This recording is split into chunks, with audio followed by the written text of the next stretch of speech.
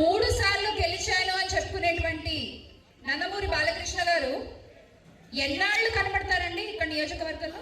ఆ ఒక్కసారి కూడా ఏ ఓపెనింగో ఏదో ఉంటే రావడం, కాసేపు అలా మొహం చూపించి వెళ్ళిపోవడం. ఇక్కడ జరిగే సమస్యల గురించి ఆయనకి ఏం తెలుసు? ఇక్కడ జరుగుతున్న సంగతులు ఆయనకి ఏం తెలుసు? దాని మీద ఆయన ఎలాంటి బాధ్యత వహిస్తారు?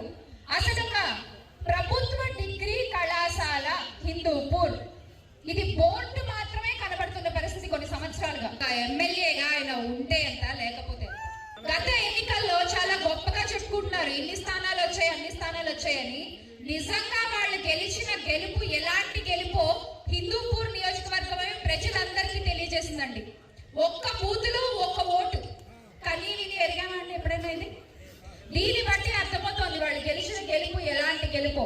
మీ నియోజకవర్గమే ప్రూవ్ చేసింది వాళ్ళు గెలిచిన గెలుపు ఇది అని రాష్ట్ర ప్రజలందరికీ కూడా